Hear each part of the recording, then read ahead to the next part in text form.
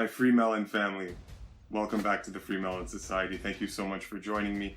I'm Eli, and today is super important. I'm very excited to present this lecture to you today because today we are going to learn about the true nature and origin of disease. Here's what you're going to learn from this lecture. Firstly, you're going to understand disease better than any medical doctor trained in the Western allopathic medical school of indoctrination. You know, a system that was born in iniquity, born in duplicity, and having absolutely nothing to do with health whatsoever, but having to do more so with sickness management for the purpose of profit and, more importantly, for population control. So you're going to understand that better than these people. Number two, you're going to eliminate all fear of disease, because when you understand cause, you eliminate fear. If you try to solve a problem without understanding cause, you come to the problem with no power to change anything. One universal, it is the only real truth. Causality. Action, reaction, cause and effect. Everything begins with choice. No, wrong. Choice is an illusion created between those with power and those without. Why is the only real source of power? Without it, you are powerless. And this is how you come to me. Without why, without power. Today, we're going to start to learn about actual cause. Number three, you're going to save money. It's actually a lot cheaper to be healthy. And of course, more importantly, this stuff is so easy that you're going to be able to remember it after watching once, maybe twice for review, and you'll be able to share this with your friends. I'm giving this all for free, not charging for any of these lectures. That's not important. What is important, of course, is the evolution of mankind. I'm here to help in that endeavor. So here we go. Let's get started with the nature of disease.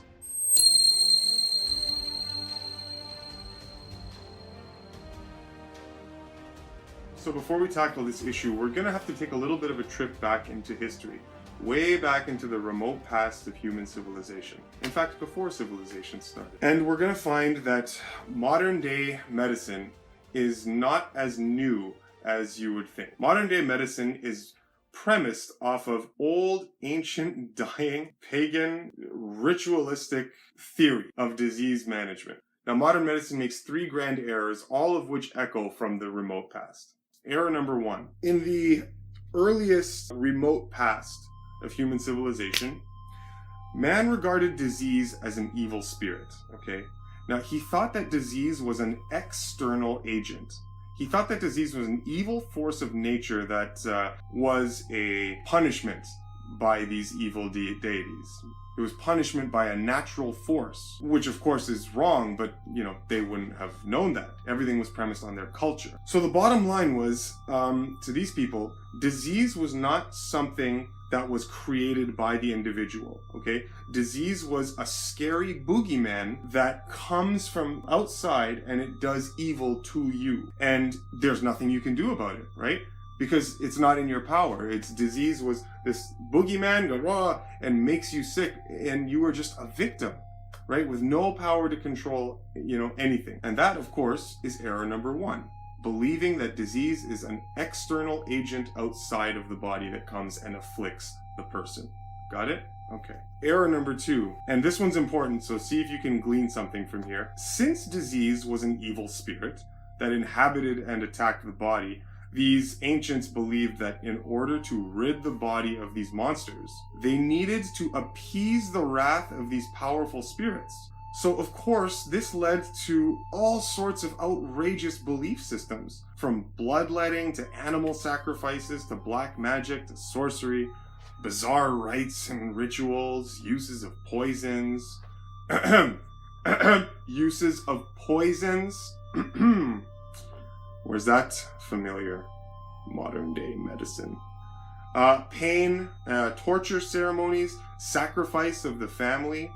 Anything that these guys could think of that they believed would appease the demons, because again, these were demons, not something endogenous to the person. Error number three. Pay attention here because this one is key. Since disease was a malevolent spirit inhabiting the body, then obviously, in order to forcefully drive it from the body, you need to make the host body, so the victim, as unpleasant and inhospitable a place to reside so that the demon wouldn't want to live there anymore. Okay? Are you getting this? Are you following this? Right? You see the similarities, right? It's not just me.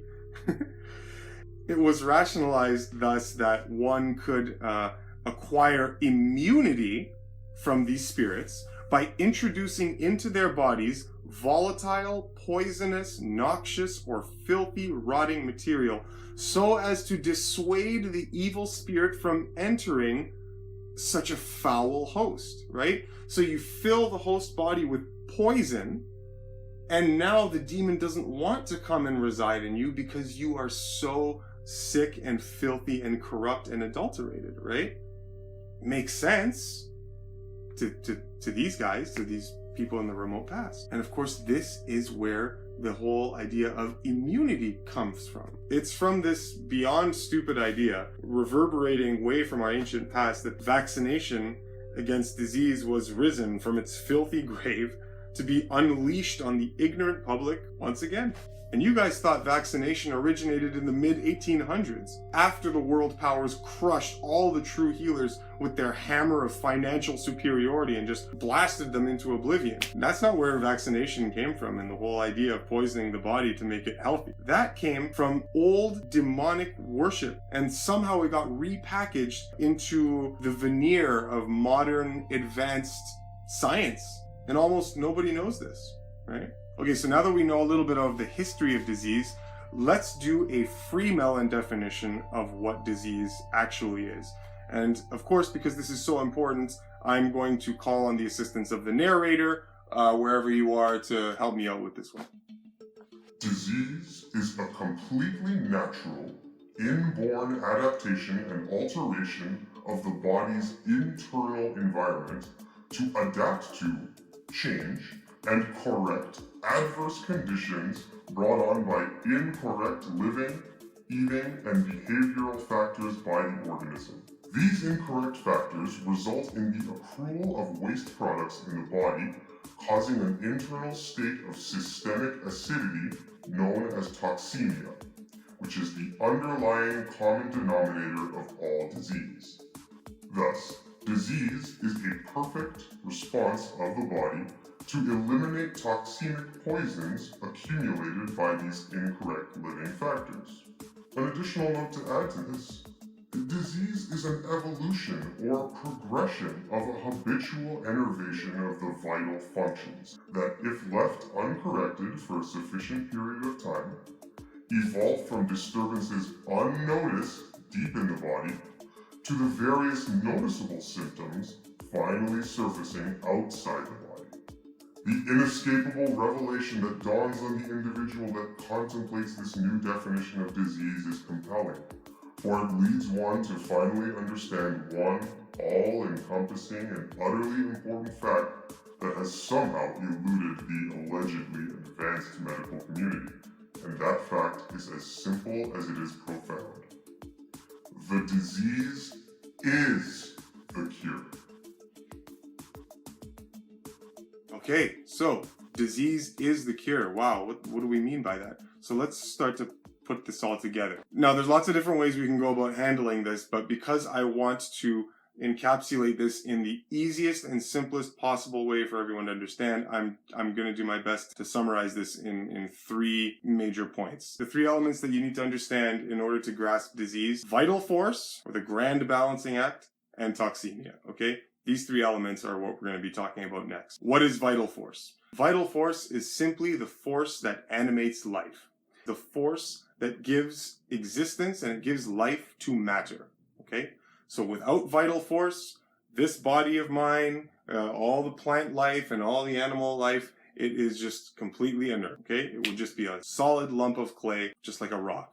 Okay? These things need an infusion of an invisible source of energy, of life-bringing natural energy that science does not completely understand quite yet. It's simply the animating force of life. Okay? That's all you need to understand. Now, day to day, vital force is not absolutely unlimited. There are all of the behaviors that you conduct in, anything that you do that is an action, is a tax on vital force, okay? So what are the things that deplete vital force? Running, walking, eating, talking, laughing, everything, anything that you do, any metabolic function, everything, your heart beating, your lungs, all of these things require energy, just like, a car battery or whatever in order to power the car. These things require an energy source. Your energy source as a person is the vital force of nature.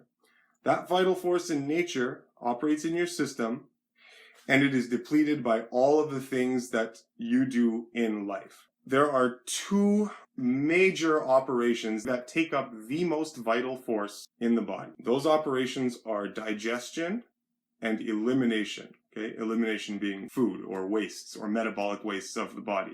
Two of the grand depleters of vital force. Okay, I'm going to read you what I wrote down here, so just listen up.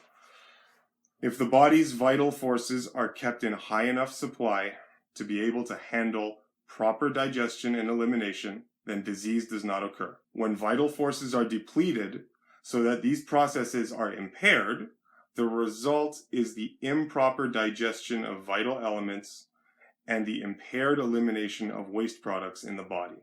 Okay? This waste creates the acidic, toxemic conditions in the body tissues called toxemia.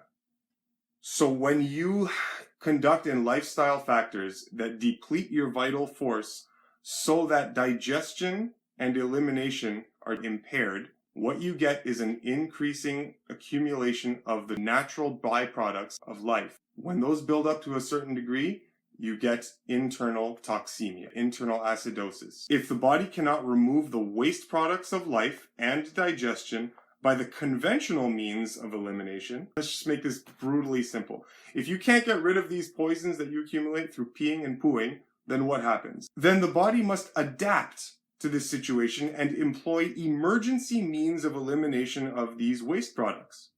The emergency means of elimination of toxemic substances from the body is what the world of medicine currently calls disease. Do you understand this? So what we call disease is a natural reaction from the body, a perfect reaction, mind you, to eliminate the wastes that you have placed there, whether you know what creates waste or not. See, that's the problem, right? People don't know what creates internal enervation and internal waste.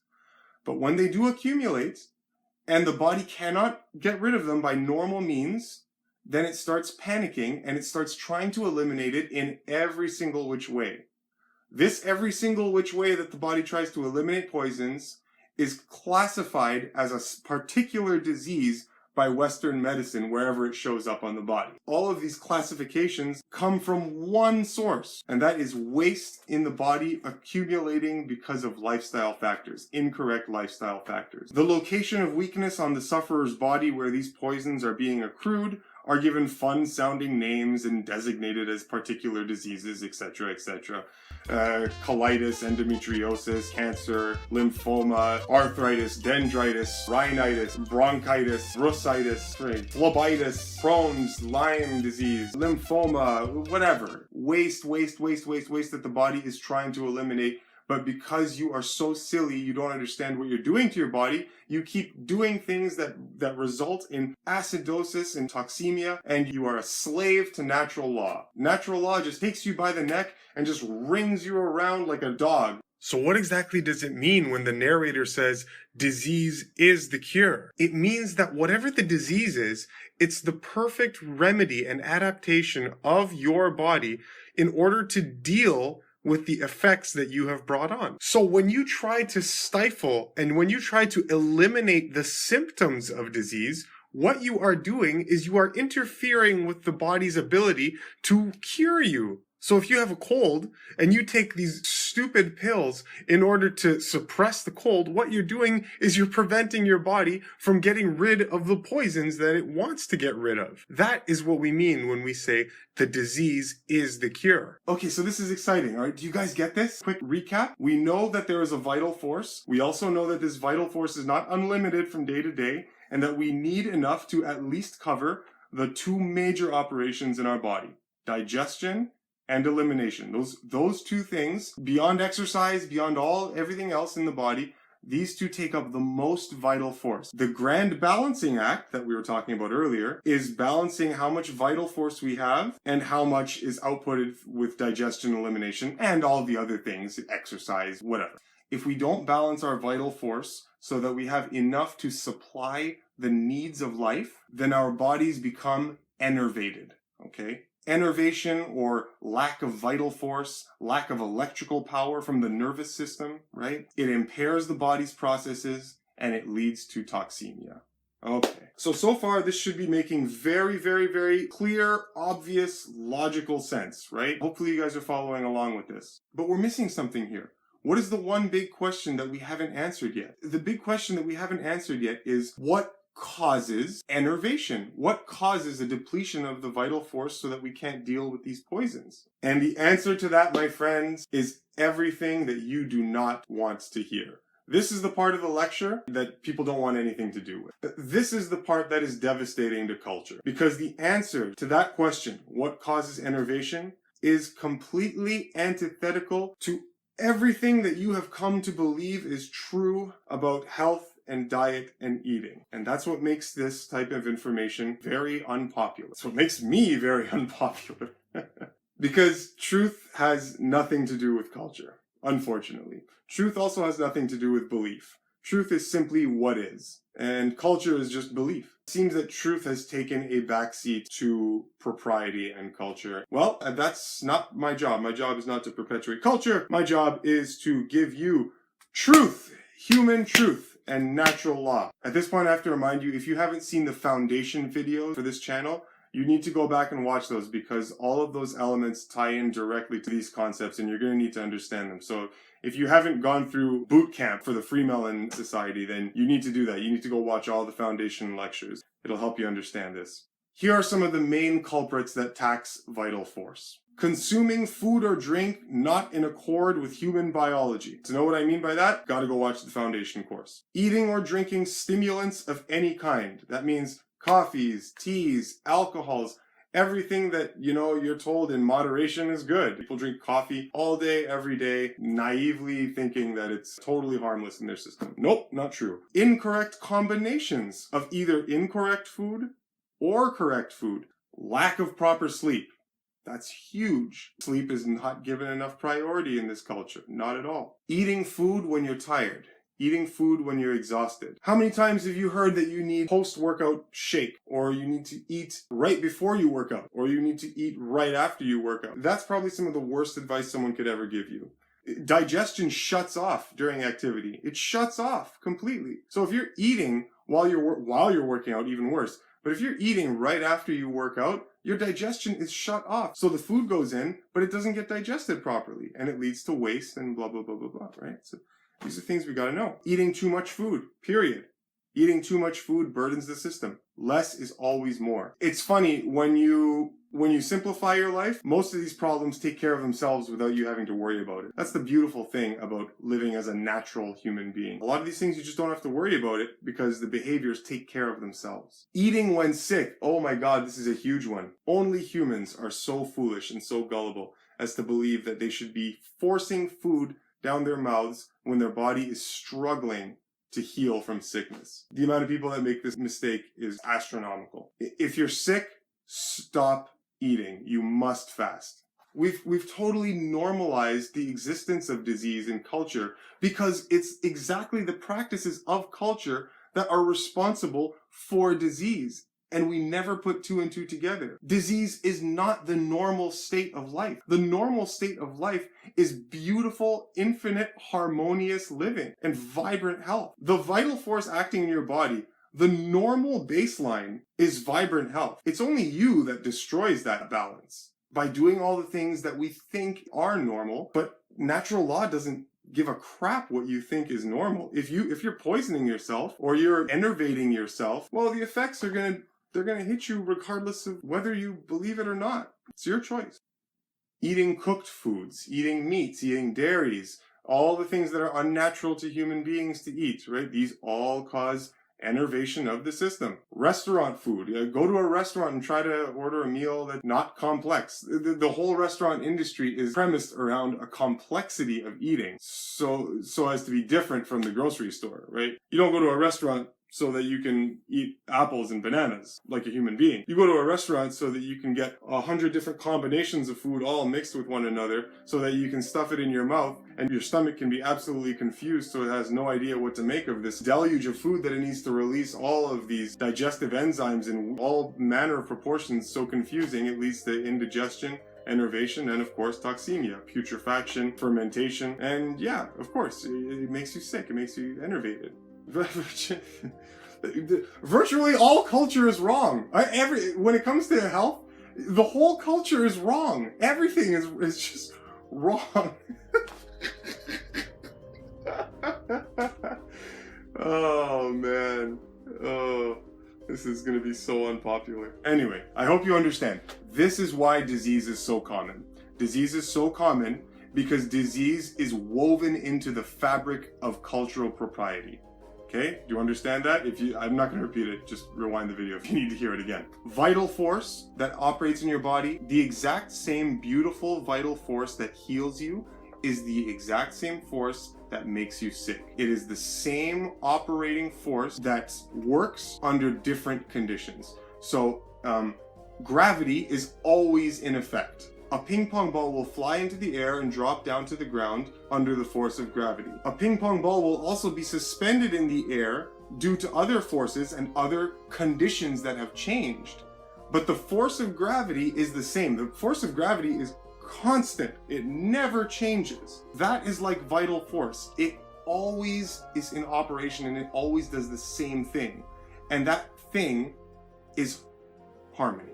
Beautiful harmony. But that force can be undermined by the conditions that you place on it. When you understand the conditions that you place on vital force that make vital force behave with the conditions of disease, when you understand what those causes are, you're free. You no longer have to worry about disease. All fear is eliminated.